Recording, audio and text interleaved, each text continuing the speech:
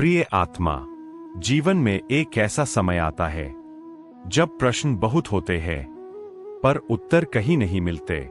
मन पूछता है, मैं सही था, फिर भी ऐसा क्यों? इतनी कोशिश के बाद भी खाली हाथ क्यों? क्या मेरी प्रार्थनाएं किसी ने सुनी भी? उसी क्षण श्री कृष्ण कहते हैं, जब उत्तर चुप हो जाए तब समझो कि अब अनुभव बोलने वाला है। रुक जाना और थक जाना अलग है।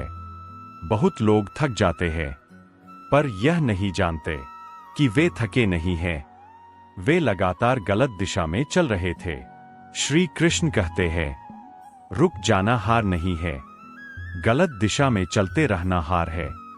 कभी कभी जीवन हमें रोकता है ताकि हम दिशा बदल सकें। जब भरोसा हिलने लगे, दुख का सबसे कठिन रूप वह नहीं जो आंसू लाता है, बल्कि वह है जो भरोसा हिला देता है।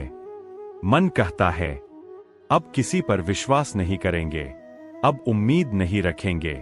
श्री कृष्ण समझाते हैं, विश्वास छोड़ देना सुरक्षा नहीं, यह आत्मा को सूखा बना देना है।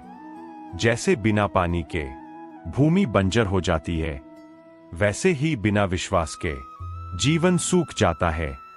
दुख और अन्याय का भ्रम। कई बार मन कहता है, मेरे साथ ही ऐसा क्यों हुआ? क्या यह अन्याय नहीं? श्री कृष्ण कहते हैं, जीवन न्यायालय नहीं है, यह पाठशाला है। यहां हर घटना दंड नहीं होती, कई घटनाएं प्रशिक्षण होती है। जैसे सैनिक को युद्ध से पहले कठोर अभ्यास से गुजरना पड़ता है। अतीत का बोझ। मन बार बार अतीत में जाता है, वही दृश्य, वही शब्द, वही गलती। श्री कृष्ण कहते हैं, अतीत स्मृति है, निवास स्थान नहीं। जो वही रुक जाता है वह आगे नहीं बढ़ पाता। जैसे नाव अगर पीछे की लहरें गिनने लगे तो आगे नहीं बढ़ सकती। अकेलेपन का रहस्य। दुख में सबसे ज्यादा डर अकेलेपन से लगता है, पर श्री कृष्ण कहते हैं, अकेलापन वह क्षण है जब आत्मा पहली बार स्वयं से मिलती है। जो बाहर से टूटता है वही भीतर से बनता है, और जो भीतर से बन जाता है वह फिर कभी अकेला नहीं रहता। परिणाम की बेचैनी। मन कहता है, इतनी मेहनत की फिर भी फल क्यों नहीं?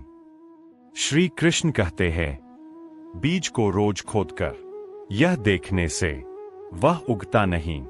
धैर्य का अर्थ है प्रक्रिया पर भरोसा, स्वयं को दोष देना। दुख में मन खुद को सजा देने लगता है, मेरी ही गलती रही होगी, मैं ही कमजोर हूं। श्री कृष्ण कहते हैं, आत्ममंथन और आत्मदंड में फर्क समझो। आत्ममंथन सुधारता है, आत्मदंड तोड़ देता है। जैसे किसान खेत को जोतता है पर जलाता नहीं। दुख का चुनाव। दुख सबके जीवन में आता है, पर हर दुख का परिणाम एक नहीं होता।